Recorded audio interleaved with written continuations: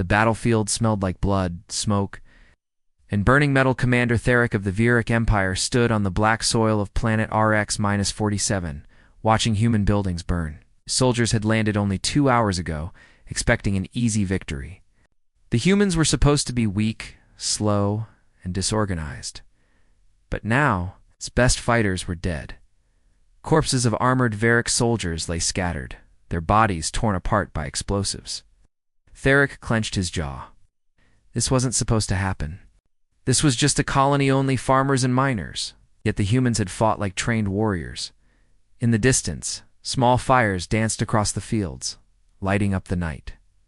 Thunder echoed not from the sky, but from gunfire, behind a broken wall. A young Viric soldier named Joran crouched, bleeding from his side. His breathing was sharp and fast. He had never seen war before today. Now he had seen too much. Joran's eyes shook as he remembered what had just happened. Their drop pods had landed smoothly. The mission was simple: land, capture the colony, and move on. No resistance expected. Just another mark in the Empire's long list of conquered worlds. The Viric soldiers marched toward the colony center.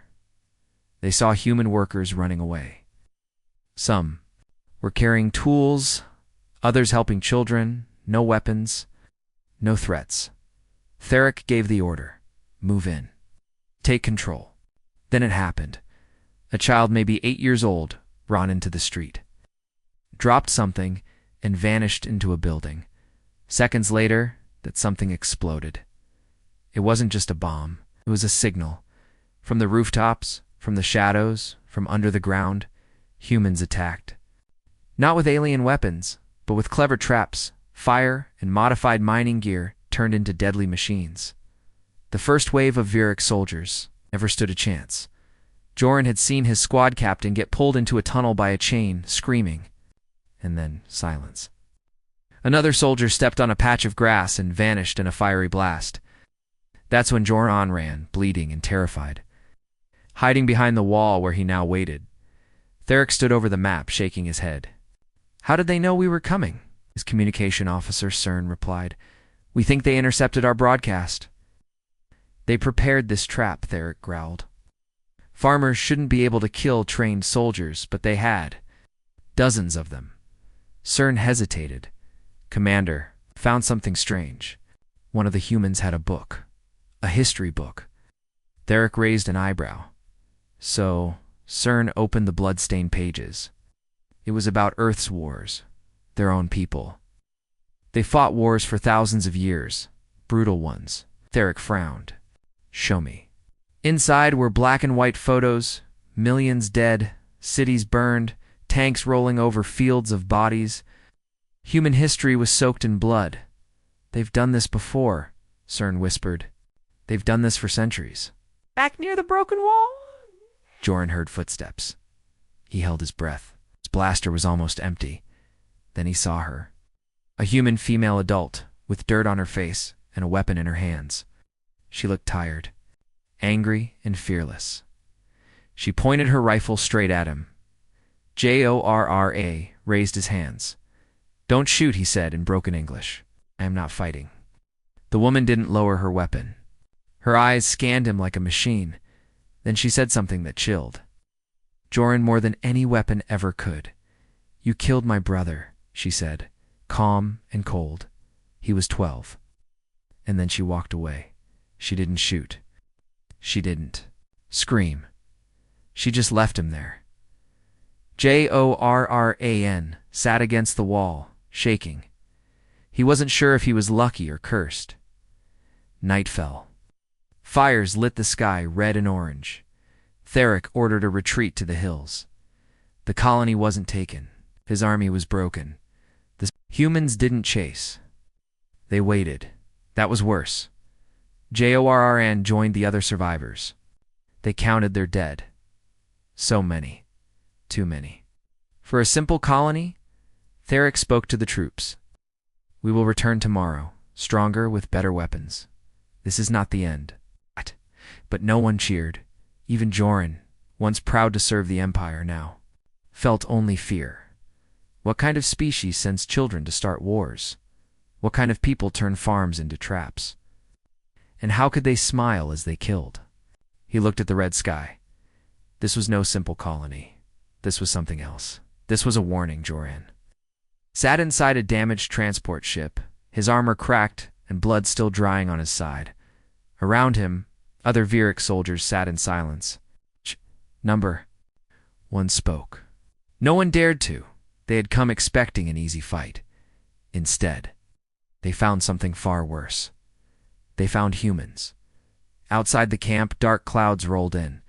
Cold rain hit the ground like tiny stones. But it didn't wash away the fear in the air. It only made it colder. Commander Theric walked through the rows of wounded soldiers, his boots splashing in muddy blood.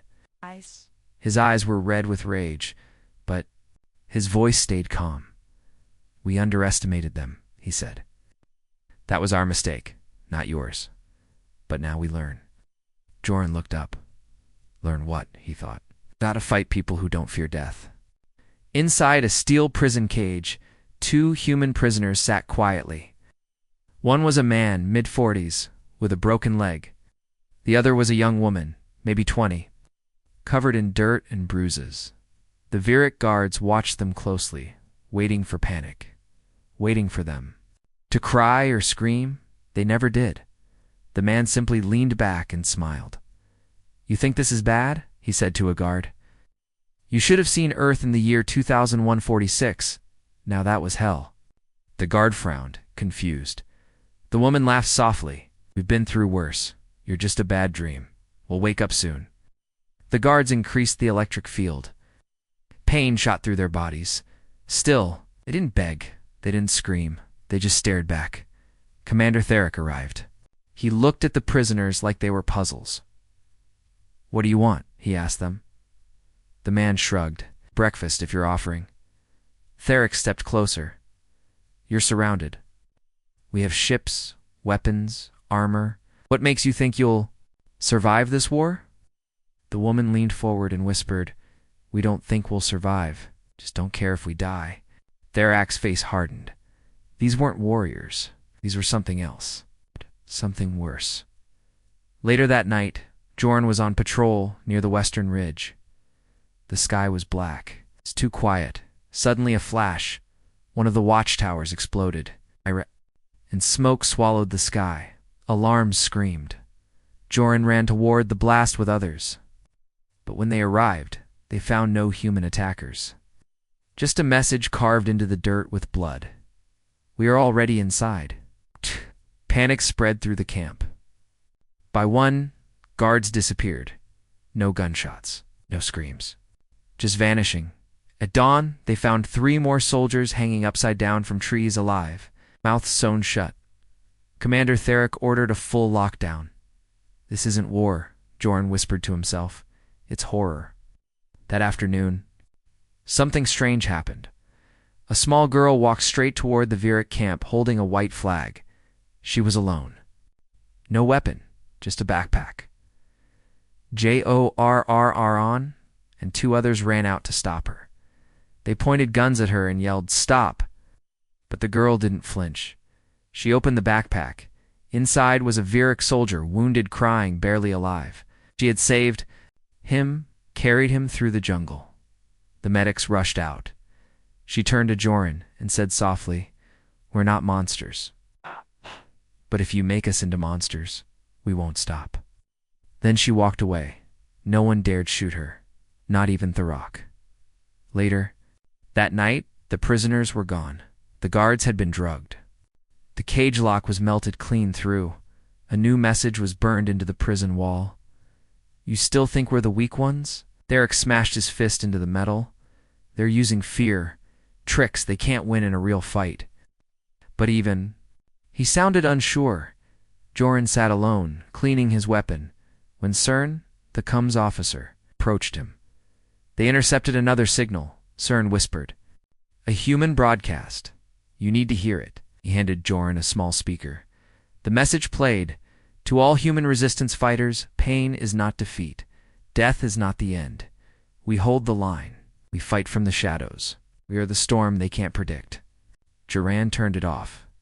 He had heard enough. He looked around at his fellow soldiers. Some were still strong, others were shaking, broken inside. But the humans didn't break. Not when captured, not when tortured, not even when facing death. He closed his eyes and remembered the woman who pointed a gun at him, and then walked away. They could kill. They chose not to, and that made them terrifying. The jungle was silent again. Too silent. Jorn moved through the thick trees with 3 other Viric soldiers. They were searching for missing patrols. 5 squads had disappeared in the last 2 days. No gunfire, no signals, just silence and fear. Sweat ran down Jorn's neck. His eyes scanned every shadow, every branch. "Watch your steps," he whispered.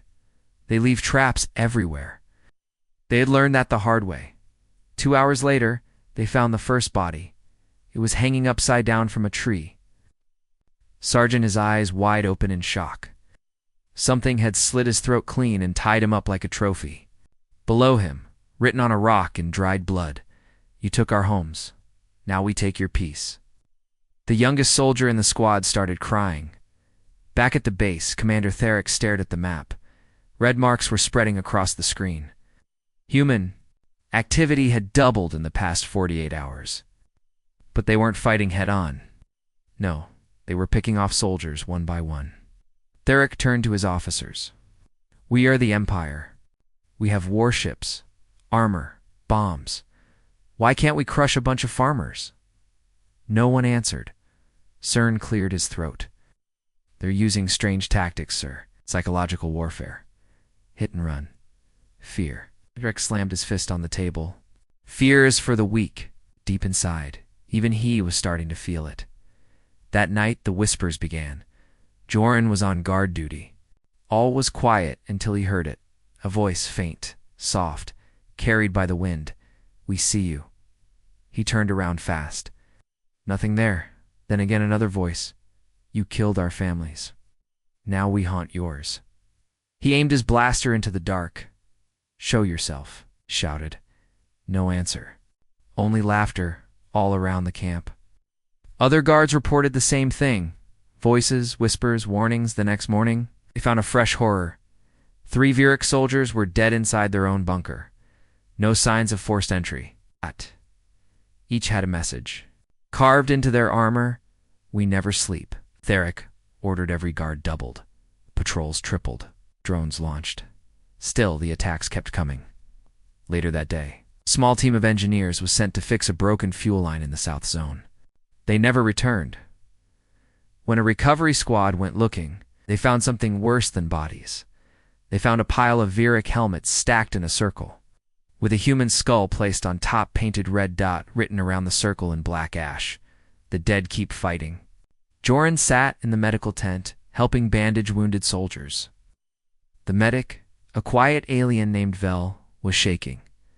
"They're not fighting us," Vel said. "They're playing with us." Jorn didn't answer. He remembered something he'd read in the human history book Cern had shown him earlier. Humans have always used fear to win wars, not just bullets, ideas, messages, symbols. Jorn looked around the tent. His people, once proud and strong, were now afraid of every sound. The jungle had become a nightmare, and the humans were the monsters in it. That evening, a soldier screamed near the north gate. The squad rushed over only to find him alive but crying. He pointed at a nearby tree. There, tied to the trunk, was a Viric soldier who had been listed as killed in action 2 days ago. But his eyes were still open, and in his dead hand, he held a detonator. When they tried to cut the body down, the device clicked. They ran. The blast shook the forest. When the smoke cleared, there was nothing left but ash. Theric had enough. "We strike tomorrow," he growled. "No more hiding, no more fear. We burn the jungle. We burn everything." His officers looked unsure. Cern stepped forward. "Sir, the humans want us to attack blindly. They're waiting," Theric snarled. "Let them wait. Let them see what real fire looks like." That night, Jorn couldn't sleep. He kept hearing the whispers. "You killed us, but we're still here. We don't stop." He looked at his rifle, at his cracked armor, and then at the human knife he had picked up on the last patrol. It was small, simple, covered in dried blood, but it was the most terrifying weapon he had ever held, because the human who once used it had probably smiled. While cutting down 10 of his kind, with no fear, with no mercy, and maybe with no soul, the sun rose, but it brought no warmth. Thick black smoke covered the sky. Trees were burning. Explosions echoed through the jungle like thunder. Commander Theric stood on top of the command vehicle, pointing toward the horizon. "Burn it all," he shouted. "They hide in shadows. Take away the shadows." Flames rolled across the trees. Drones flew above, dropping firebombs. Napalm spilled into the rivers. What was once green and alive turned black and dead. The jungle screamed, but the humans did not. They had vanished again. Joran watched the fire spread. The heat stung his face. Ash fell like black snow. For a moment, he almost believed they had won. No more traps. No more whispers. The fire would end it. But deep inside, something felt wrong. "This is too easy," he muttered. A medic beside him nodded. "They're not running, they're waiting." Hours later, the front patrols reached the far side of the forest. What they found stopped them cold. Nothing, no bodies, no weapons. Just rows of small flags, human flags planted in the burned soil. Each flag marked the spot where a Viric soldier had died in the past week. There were hundreds, and beneath one of the flags was a sign, made from broken Viric armor. "You burned the sky. Now it's our turn." Then the ground shook. It wasn't an earthquake. It was a counterattack. From underground tunnels, humans rose like ghosts. It's camouflaged, armed, ready. Explosions ripped through the Viric line. Their own fuel tanks sabotaged. Vehicles burst into flames. Soldiers ran, screamed, and died. Therac's command vehicle exploded in a flash of fire. The blast threw Joran into the mud. His ears rang. Smoke filled his lungs. He rolled over and saw them human soldiers in metal suits, fast and silent. Their armor was thin, but they moved like lightning. They weren't farmers anymore. They were hunters. Hours passed like minutes. The sky turned. Red, then black. Viric soldiers regrouped on the rocky ridge. He saw Commander Theric still alive, burned but standing. "They set a trap," Cern gasped, coughing. "They let us burn the jungle so we'd gather here in the open." Therac's voice shook with rage. "They wanted us to feel safe, wanted us to come out into the light." A second wave of human fighters hit the ridge. Mortar dropped from above. Tiny drones exploded midair like firecrackers. Joran saw a soldier grab a human by the arm only, to discover it was fake, a decoy. The real soldier was behind him with a blade. The Viric screamed by midnight. The ridge was covered in bodies. The humans stopped firing. Silence returned. Joran crawled over to Cern, was bleeding badly. "They knew everything?" Cern whispered. "They planned this for weeks, maybe longer." Jory nodded slowly. They watched, listened, waited. They let us set the fire so they could set the trap. He looked up at the sky. It was black, still burning, and yet somehow the humans had made it feel colder than ever. The next day, only 70 Viric soldiers remained. Out of 500, the Rack gave a quiet order. Retreat. They moved into the hills, broken and afraid. As they walked, Joran saw something in the distance, a single human standing on a cliff, holding a flare. He lit it, a soft red light in the darkness. Then, one by one, other flares lit up across the mountains. Hundreds of them, each one a signal. "We're still here." Later that night, the survivors gathered inside a ruined bunker.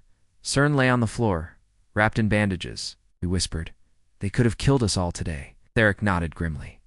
"They chose not to." Joran stared at the fire, thinking. The humans had power. They had the numbers. But what scared him most was their control. They fought with purpose. They didn't just want to win. They wanted the Viric to remember to fear, to never come back, and it was working before sleeping. Joran pulled out the small book again, the one with human war history. He flipped through the pages. World War I, World War II, the burning cities, the silent uprising, Black Winter. Page after page of humans fighting each other, killing each other, burning their own planets. Not for survival, sometimes just for pride or revenge. And they always came back stronger. He closed the book. They don't fear death, he whispered. They use it. He looked at the burned sky. The humans didn't just survive fire, they lived in it. The mountains were quiet. The silence felt wrong. Jorr unheld his rifle close as he followed the rest of the Viric survivors through a rocky canyon. Every few steps, he looked over his shoulder. No movement, no sound, but he knew they were being watched. They're out there, he whispered. Cern, still limping from his wounds, nodded. They always are. Commander Theric led the group. His once shining armor was now black with smoke and ash. His voice was cold. We move fast. We reached the extraction point. No stopping. The soldiers obeyed. They didn't ask questions. Any more night fell quickly. The Varric set up camp inside a narrow cave. It was the only shelter left. Jorr sat near the entrance, watching the dark sky. The stars seemed farther away now. Like even the galaxy didn't want to look at this war. He saw movement, just a flash. Then nothing. Did you see that? Yes, no one answered. Then came the sound. A soft clicking noise, mechanical and sharp. And then the scream of Viric soldier, standing guard on the cliff above, vanished into the darkness. No flash. No shot. Just gone. Joran jumped to his feet. They're here. Blades sliced through the shadows. Red eyes glowed in the dark. And then the humans came. But these weren't normal soldiers. These were something else. They moved like shadows. Fast. Silent. Covered in sleek, black armor that seemed to bend the light. Their helmets were smooth, their steps silent. They looked like wolves made of steel. They hit hard, quick. No mercy, Varric. Soldiers fought back, but it was like trying to punch the wind. Inside the cave, chaos broke out. Get back. Rock roared, hold the line! But the line was already broken. Jorr unfired at one of the armored humans, but the shots bounced off. The figure rolled, slashed a blade across a Viric's leg, then vanished again. They're wearing stealth suits, Cern shouted. Earth tech. High-end. Grabbed a fallen blaster and fired into the dark. Where did farmers get this? Kind of gear. No answer. Just death. Then it stopped. Just as fast as it started, the attack ended. Only a few. Viric were left standing. Smoke filled the air.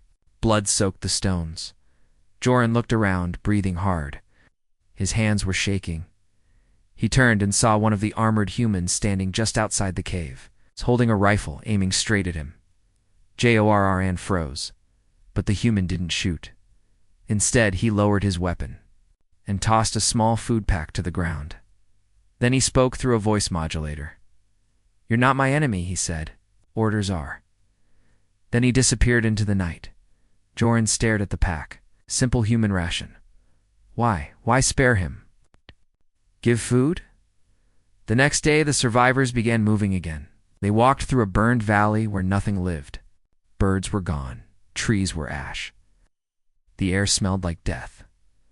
Suddenly they stopped. A strange sight stood ahead. A group of human fighters in armor, not attacking but helping. They were carrying wounded Varric soldiers onto stretchers.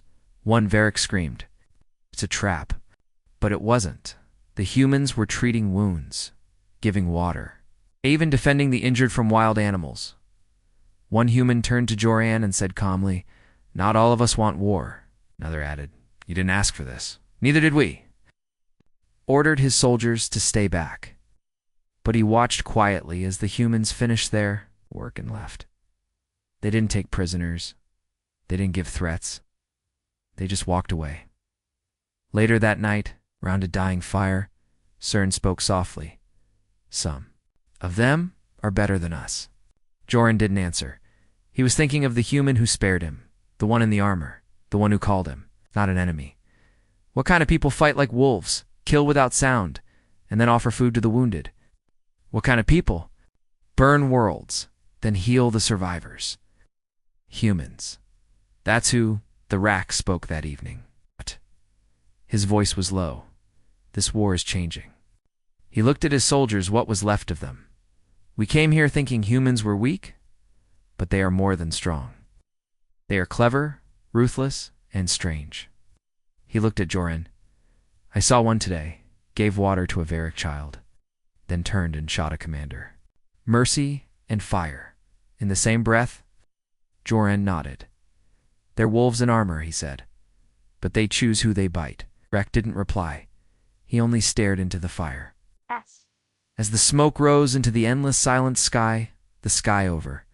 RX-47 was quiet again, but the silence was heavier than ever.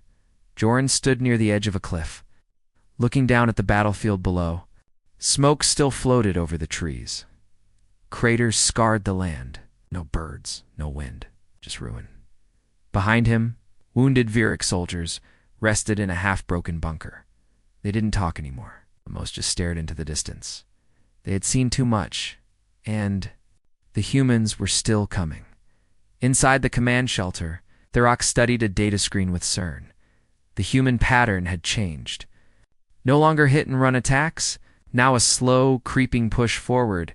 They're not rushing, CERN said. They're calculating, like a game of chess. They're bleeding us, Theric muttered. Not with bullets by making us afraid. To breathe, CERN turned the screen to show new intel. Sir, we intercepted another human broadcast. This one's different. Theric listened carefully. To the resistance teams, our virus is ready. Proceed with Phase 4. Minimal civilian. Exposure. Target only enemy gene tags. Therak's jaw tightened. They're going to use a bioweapon. The next morning, strange reports came in. Strong Varric soldiers were suddenly collapsing. Not from bullets, not from blades, but from something inside their own bodies.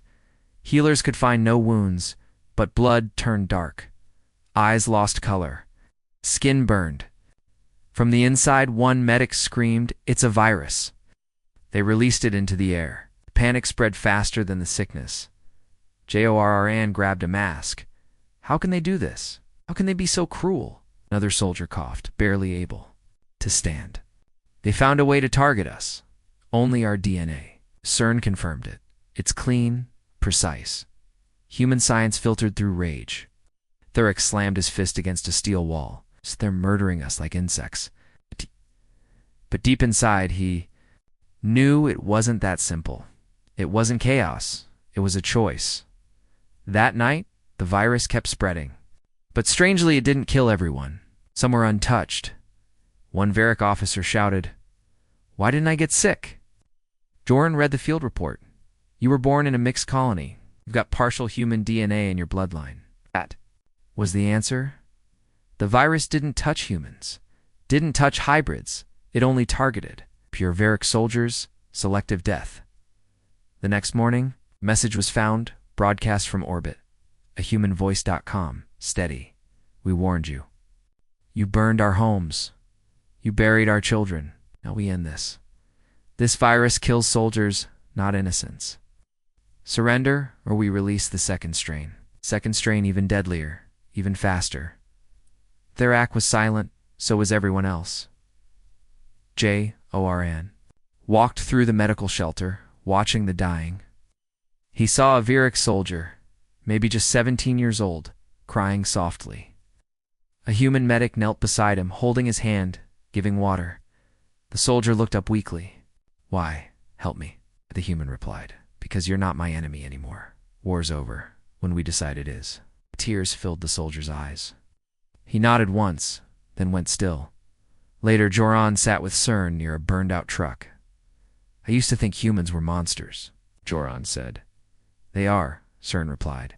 "But they're also everything else.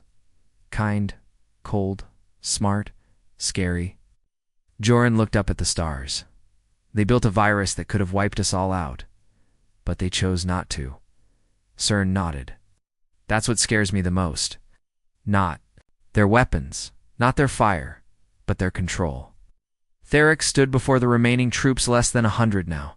He held no weapon, only a small white flag. We lost this war, he said quietly, not because we were weak. Because we never understood them. He looked at the sky. And now we do. He dropped the flag onto the soil. It was done. Hours later. Human dropships landed without resistance. No guns fired, no commands shouted, only silence and wind. Jorrn stood beside a human officer. She was older, battle-scarred, and wore a long coat over armor. You could have killed us all, Jorrn said. She nodded. Yes, we could have. Why didn't you? She looked at the ruined horizon, because this isn't about winning. It's about stopping. We learned long ago, some wars never end unless someone chooses peace. Jorrn looked at the burned jungle. Peace, he whispered. It sounded strange in his mouth, but somehow real. Smoke covered the sky like a black curtain. The land below was silent, burned, broken, full of ghosts. The war was nearly over, but not for everyone. Jorrn stood at the edge of a ruined field, staring at what remained of Fort Delta. Once a human farming outpost, now it was the last stronghold for the resistance. The war had crushed both sides, but some humans were still fighting, not for survival, for justice, for revenge. Commander Theric, now limping and wounded, stepped beside Jorrn. They won't stop, he said. Not until the last fire dies. Jorrn nodded. Maybe they've forgotten how to stop. Inside the broken fort, a small group of human soldiers were preparing for the final fight. Captain Alira Locke stood in the center. Blood on her face, dirt on her uniform, fire in her eyes. She knew help was not coming, but she didn't care. She turned to her team, 12 tired, wounded, hungry soldiers. This is the end, she said. If they want this ground, we make them pay for every inch. One soldier laughed softly, like old earth. Last stands and hopeless causes. Alira smiled, best kind. On the other side of the battlefield, Varric soldiers watched with cold eyes. They were the last full unit left. Theric had called them in, for one reason, to finish the job. They won't surrender, he told them, so we end it. Jorrn stood. Near the front line, he had seen enough war. But part of him wanted to see this one final truth. What would humans do when all hope was gone? The first attack came at dawn. Varric walkers pushed forward across the ash-covered ground, but the humans were ready. Explosives hidden under debris. Firebombs thrown from craters. Drones hacked and sent crashing into Varric tanks. The small squad held the fort like giants. Every time the Varric moved forward, someone fell. But so did a human. By midday, half the resistance was dead. But they still stood. Captain Alira took a shot to the leg and kept firing. Jorrn couldn't believe what he was seeing. There's only a few of them, he said. Why are they still fighting? Cern, watching beside him, answered. Because they're not fighting for the fort. They're fighting because it was theirs. And that made all the difference. The final push came at sunset. Theric gave the order. All units, move in. No mercy. As the Varric advanced, fire lit the hills. Human snipers took their last shots. One by one they fell, but they kept standing. One soldier ran out of bullets and picked up a steel pipe. Another lost both legs, but still dragged himself to the gate with a detonator. Jorrn watched frozen. These people, they don't give up. And then he saw her, Captain Alira Locke, standing alone on the ridge, her arm torn, blood dripping down her face. She looked out across the battlefield and smiled. Then she raised a flare red and bright and pointed it toward the sky. No signal, no backup, just defiance. I am still here, she whispered. Then a final blast ripped through the fort. Dust and flames swallowed her. After the smoke cleared, Varric troops moved in carefully. There was no cheering, just quiet, footsteps and heavy breath. The humans were gone, all of them dead, but none of them had run. Not one. Theric walked through the ruins. He found the flare, still smoking. He picked it up and held it for a long time. Joran stood beside him. Quiet. They died for this ground, he said. No, Theric replied. They died to show us something. He looked at the bodies. These weren't soldiers. They were workers, teachers, parents. But when the fire came, they became legends. Joran nodded. We thought we came to crush a people, he said, but we only showed them who they really were. And now they would never forget. Neither would the Viric. Later that night, Joran stood where Alira had died. He picked up a small, burnt photo from the Ashiza picture of her with 2 children, smiling, peaceful. He placed it gently back on the ground. Then he whispered, You didn't lose. Not really. The stars blinked overhead. For the first time in weeks, there were no explosions, no cries, no gunfire, only wind and silence. But it wasn't empty. It was full of memory, full of meaning. The last stand was over, but the message remained. You can kill a human, but you cannot break one. The war was over. The battlefield was quiet, now cold. And still, like a grave, ships had left. Guns had gone silent. The fires were out, but the scars, they stayed. Joran stood alone at the edge of what was once Fort Delta. He looked down at the burned earth. Nothing moved, no birds, no voices, only ashes and bones. But deep inside him, something still breathed. A memory, a fire. He was the only Viric soldier left from the first. Landing, he was the one who survived. He was the one who would tell the truth. Months later, peace was declared. The Viric Empire signed a treaty with the United Human Colonies. There was no celebration, no victory speeches, only quiet papers, handshakes, cold faces. The humans didn't smile. They had paid too much to smile. Joran was sent back home as a witness. He wasn't welcomed. He wasn't honored. He was feared. Why did you survive? Asked. He didn't. Answer, because the truth was too big, too heavy, too dark. One day the High Council of the Viric summoned him. Dozens of leaders sat in a wide hall asking the same question. What really happened on RX-47? Joran stepped forward. He didn't read from notes. He didn't hide the fear in his voice. He just spoke. I saw humans lose everything, he said. I saw them burn, bleed, and fall, but I never saw them break. He looked at each council member. In the eyes, they fight with more than weapons. They fight with purpose, with rage, with memory. One of the council elders frowned. You saying they're better than us? Joran shook his head. No, I'm saying they're different. And if we ever fight them again, we won't survive. He paused, then added, they don't fight. Because they enjoy war. They fight because they remember what it costs.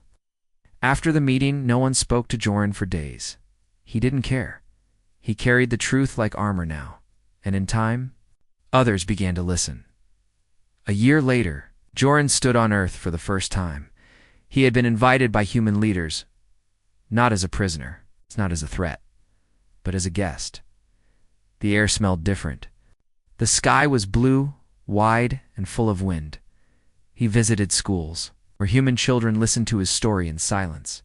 He visited museums, where weapons from RX-47 were now locked behind glass. And finally, he visited a graveyard. The human memorial stood high above a field of white stones. Each stone carried a name. Some had full names, some only said unknown. Joran walked among the graves. He stopped at one in the center. It read, Captain Alira Locke, we hold the line. He knelt down and placed a Viric honor blade on the grass. It was his last weapon, gift of respect, a symbol of surrender.